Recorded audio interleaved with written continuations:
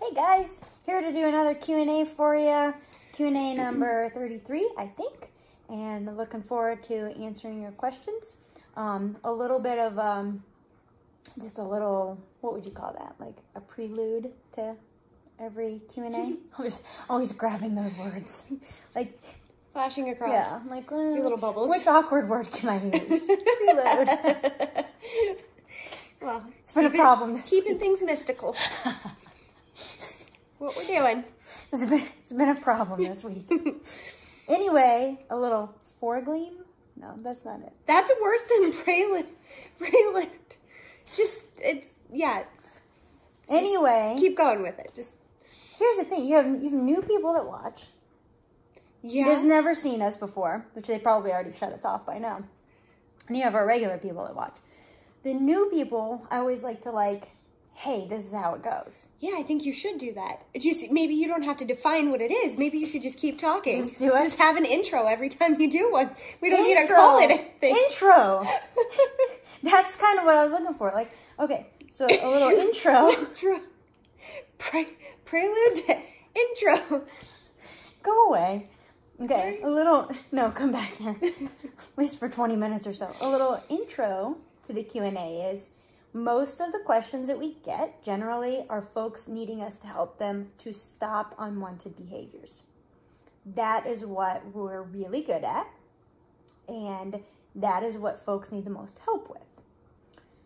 However, if you're brand new to our social media or our Q&As, you might be like, oh my gosh, these people talk a lot about discipline and punishment. We do, but that's because that's generally most of the questions that we get. Now, I don't know. I haven't read through these questions, but I'm just saying, historically speaking, that's generally what we talk about in the Q&A. However, in our day-to-day training of dogs, we do tons of patterning, and we use clicker, and we food train dogs. We do a lot of positive reinforcement with dogs. But when you're watching the Q&A, you're going to hear us talk a lot about discipline and punishment. So, looks like I have a hat. Oh, it does. A leaf hat. It does. That reminds me of some movie, like Disney movie or something that I saw once. You actually have seen a Disney movie? That's amazing. I think only 2 or 3. One I just saw last week. So. With me. With you. It's fine. So. Okay. Isn't there a fairy one? You know what I'm talking about? Peter Pan? Yeah. For some reason that makes Isn't there a fairy one? Anyway. But you know what I was talking about. That's what that little hat made me think of. Or that little leaf there. I don't know why. Anyway, Danielle's going to read my questions. And I'm going to do my own little intro here, because I just went down through briefly and looked at the names, and I'm going to apologize right now because half these names I do not know how to say. So I'm very, very sorry. I love you all for writing in, and I really hope that you don't hold the name thing against me. They probably do. So as long as you still write in, if you hold the name thing against me, it's okay. I'm so sorry about that. Yeah. All right. So would you like me to start? I would love for you to start. Okay. Sammy, she's a client. Sammy Slatzer? Yep. Is that how you say her name? Yep. Okay. She says, no question, she thought really hard if she had one, but you girls taught me everything I needed to know. For now, LOL. Aww. And she says, Happy New Year's. Oh, she's a great client. I really, really enjoy working with you. And here's the thing. That's awesome that you didn't have a question this week, because it means you're getting more confident in your abilities. But things are definitely going to come up, We didn't teach you everything we know in 5 weeks, So things are going to come up. Reach out to us. We'll always help you out. So hope you're doing well. All right. Stacy. I didn't say next. I told you, I'm not.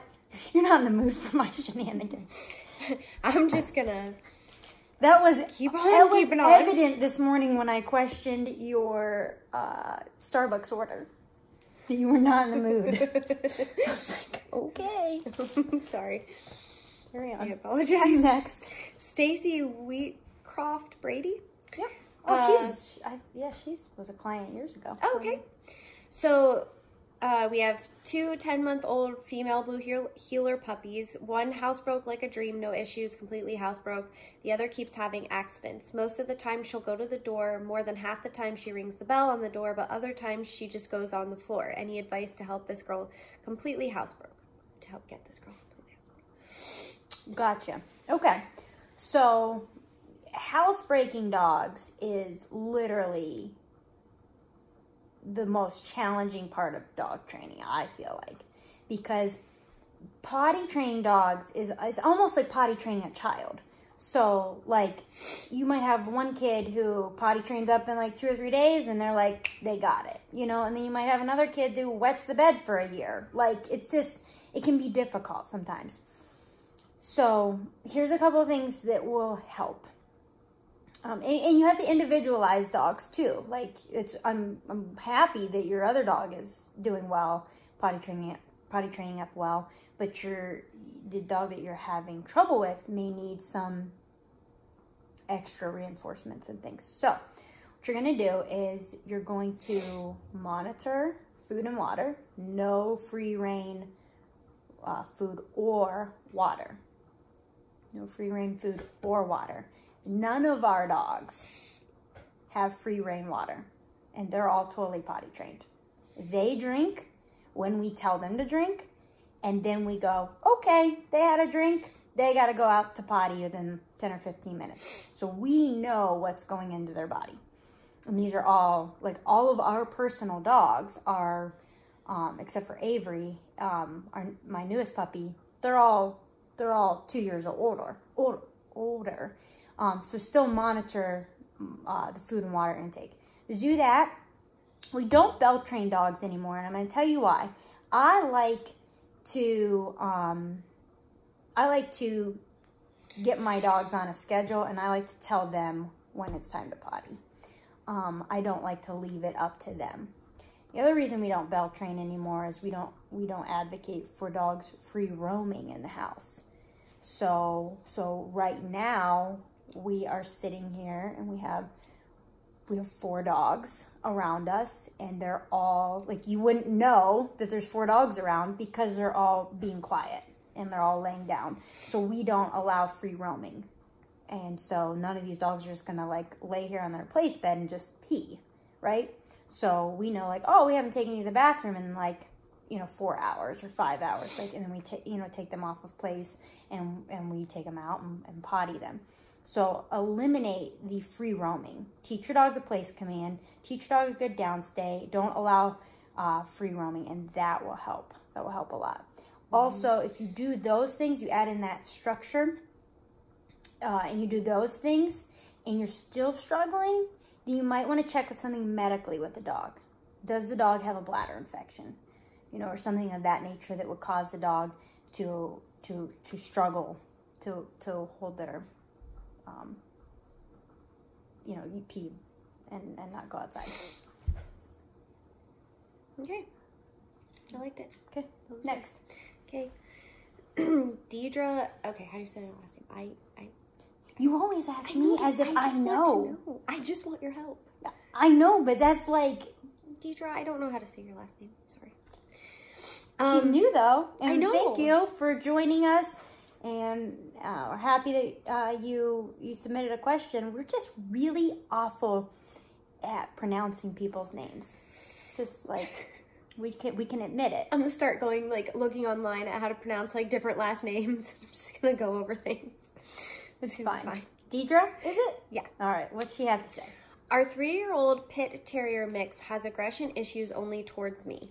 He's amazing with hubby, cats, and our 3 kids. He's fixed. I'm the one who feeds him, gives him water, takes him outside, and has taught him tricks. Anytime I have to discipline him, he growls and shows teeth, and I'm starting to worry and not trust him. He's not unfairly disciplined or mistreated ever. We've had him since he was 9 weeks old. Help. I'm to the point of thinking of rehoming him, but it would break my family's hearts. Okay, Deidre, I want to help you. I'm so sorry that you are dealing with that. I'm so sorry that you're being faced with that decision. We never want anybody to feel like shamed or blamed when things are not going right, because clearly you want a good dog. Like, clearly you want this to work. So, we're here to help you. That's why we do all this free stuff, is because we want to try to keep as many dogs in their original homes as possible. There could be a little bit more going on here than I'm able to grasp from a paragraph. And we never do this free stuff as like bait to get more business from people. However, you know, one of the services we offer is Skype or FaceTime sessions, that kind of thing, to get some more information and give you a longer detailed answer. But I'm going to give you a place to start. And I want you to start here. I want you to see if you can get some good momentum going with this. And if so, then come back to me next week and I'll give you more, you know, and I'll help you through it. It seems like if the dog is doing good with other people in the family, then there's a little strain in the relationship. There's something going on that we need to clean up, which you're aware of. That's why you asked the question. It sounds like to me, if I had to guess or assume, it sounds like to me that maybe there's some inconsistency going on between you and the dog. And the dog is not completely aware of all of your expectations. So I want you to be very consistent with the dog, black and white, right or wrong, good or bad. Like, we as humans are the ones that filter the gray in. We blur the lines. It's not dogs, it's us. We are the ones that say, today you can jump up on me and give me a hug because I'm in my work clothes and I don't care if I get, you know, muddy paws on me. Tomorrow, when I'm all dressed up, ready to go out, and you come in from outside and you jump up on me, then I'm mad and I'm irritated and I'm yelling at you. We blurred the lines. The dog said, well, yesterday I was allowed to do that, but today I'm not. And then you crack down on the dog, and then the dog gets irritated. It could be what's going on. I'm not saying that it is, but it could be. So if you're listening to this and you go, I can see maybe that might be an issue, then you need to clean that up. It's never okay to jump. Whether I'm in my barn clothes or whether I'm like going out to dinner, like, you don't jump on me, right?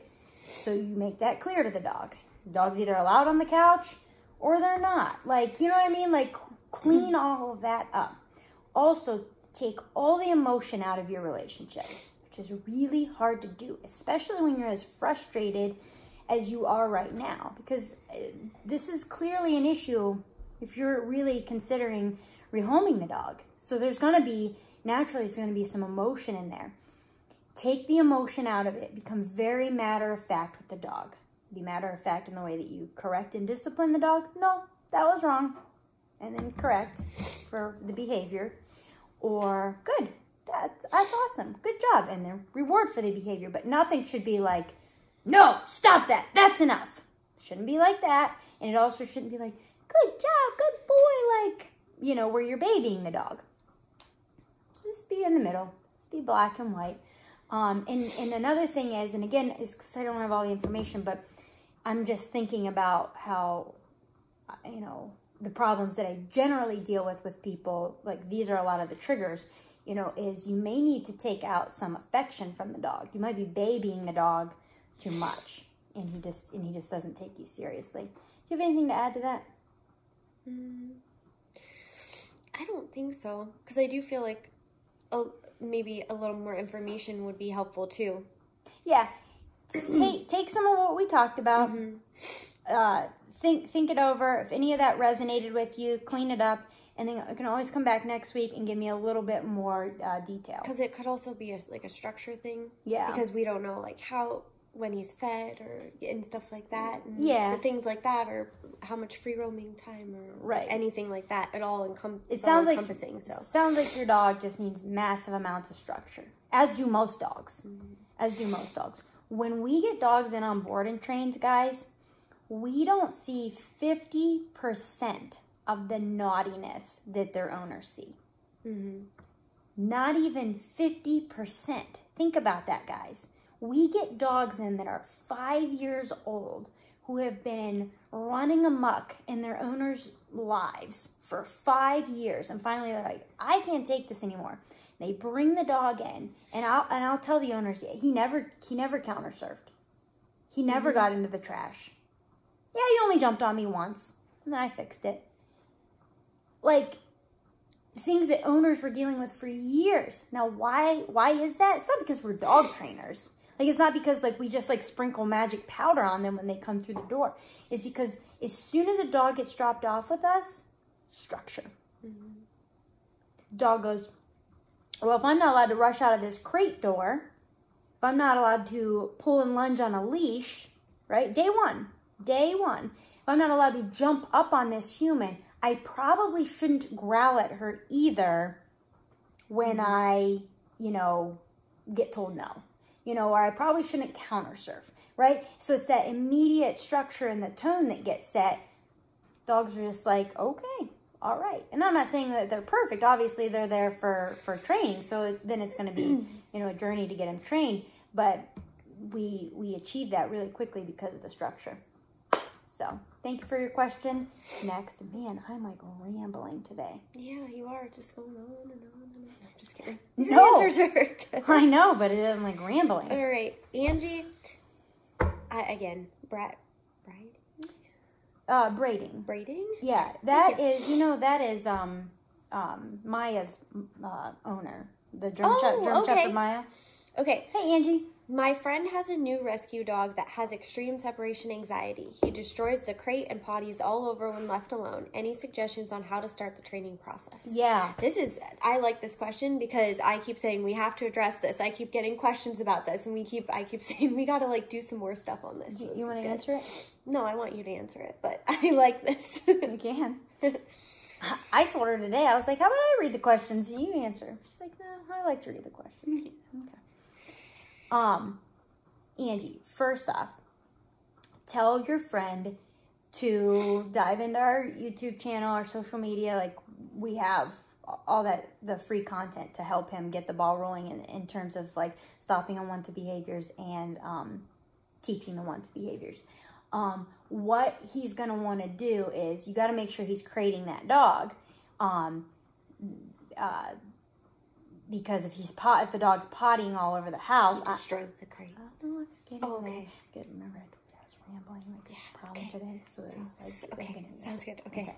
So he's got to be crating the dog, because he's gonna come home. The dog's gonna like have destroyed the wall. The dog's gonna have like tore up carpet. I mean, like that's what's gonna happen. So something really bad's gonna happen. But then you're like, okay, well that's fine, but the dog is destroying the crate. Also, another dangerous thing, dog could get its head caught or bust off a tooth or something like that. So what he's going to have to do, he's going to have to put a remote collar on the dog, set the dog up on a camera, FaceTime, Skype, whatever, leave like he's going to go, and at the very first sign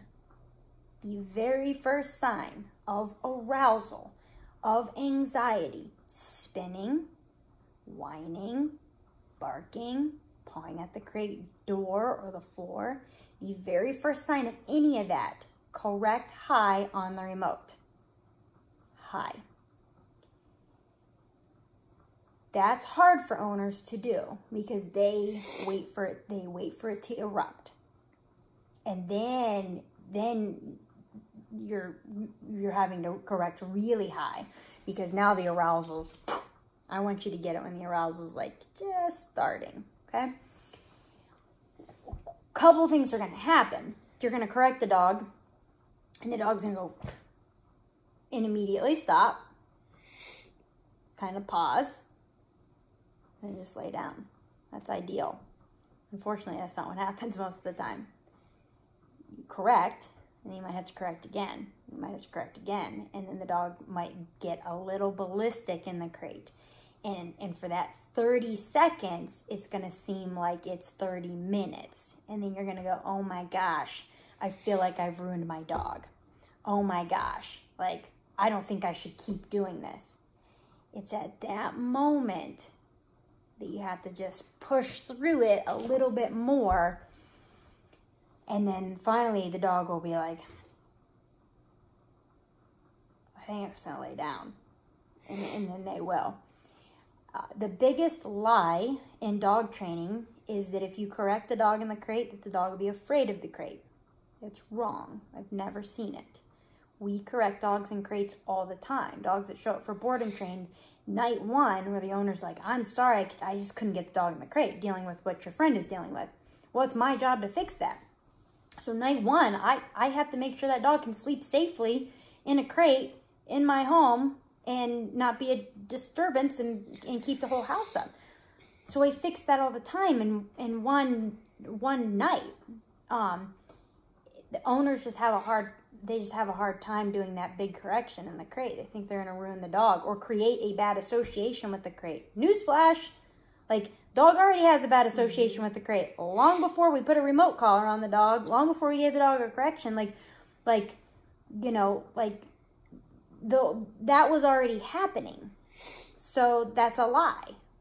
Correcting the dog in the crate, I want to create a bad association with pawing up the crate floor. I want to create a bad association with putting your teeth on the bars of the crate. Yeah, but that's not going to create a bad association with the crate itself. Mm-hmm. So, I know. All right, I'm done. I'm done rambling.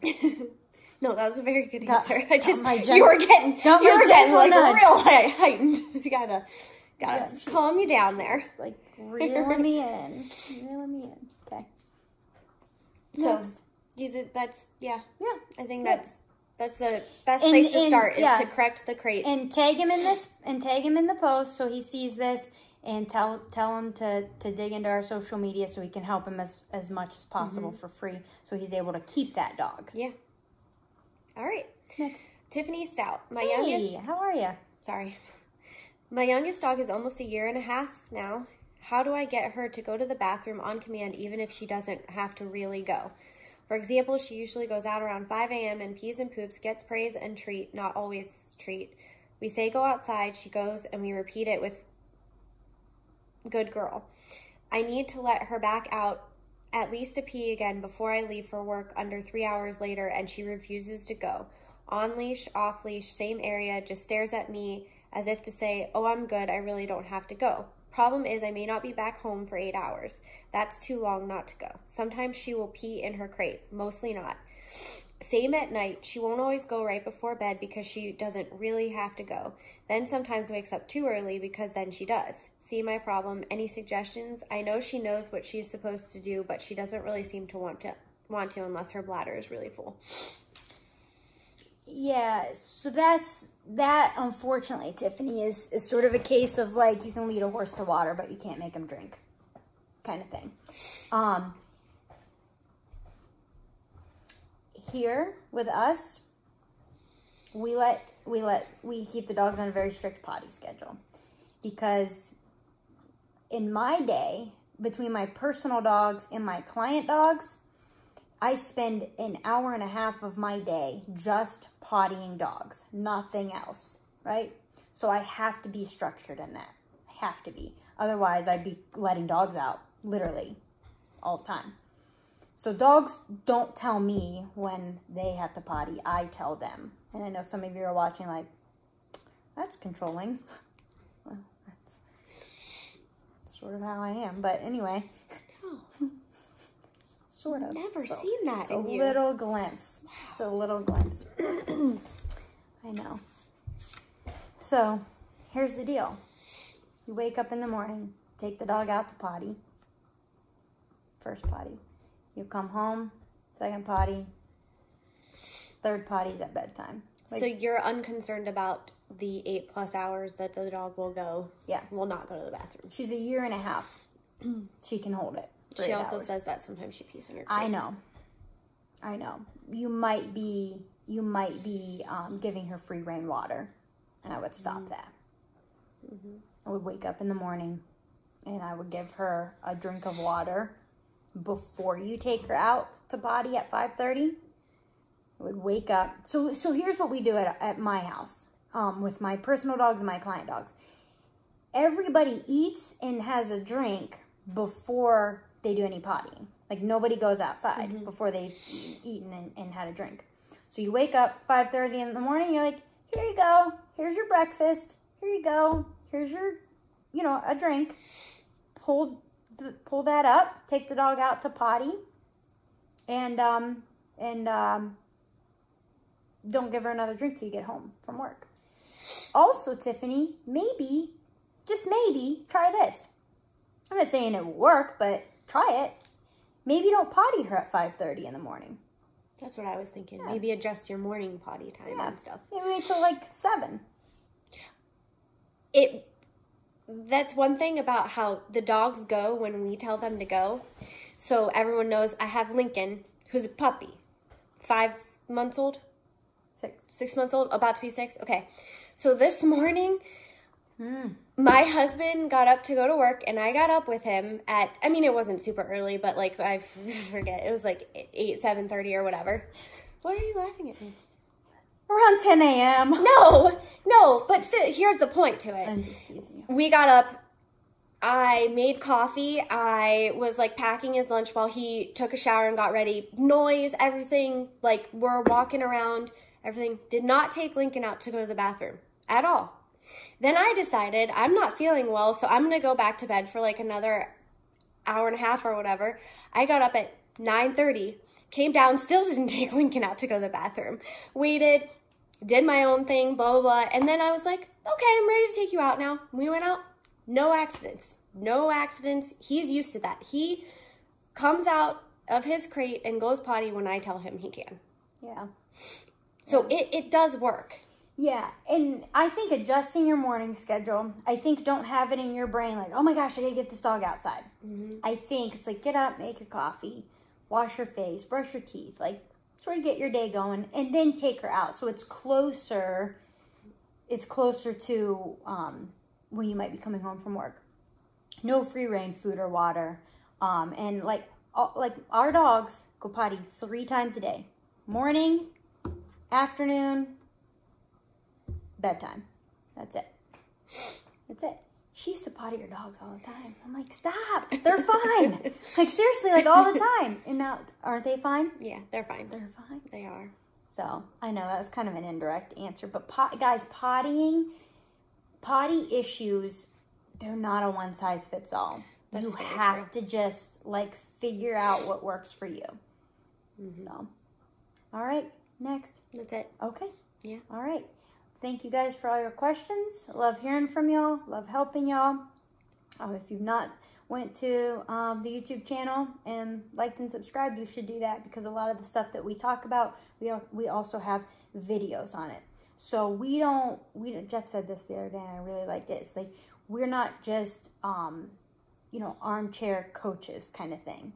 Like, where you can, like, sit here and be like, well, this is exactly what you do. It's like anybody can sit here and run their mouth. But we want to actually show you the work. And we show you lots of stuff. We show you the whole process of teaching different commands and stopping unwanted behaviors and things like that. So that you can actually see what we're talking about. So go to the YouTube channel and check that out to get some further help that way. And then go over to Instagram too. We post a lot more stuff on Instagram than we do here on Facebook. Just helpful stuff, and follow us on Instagram stories. We show a lot of stuff there too. So, all right, guys, talk to you later. Whoops.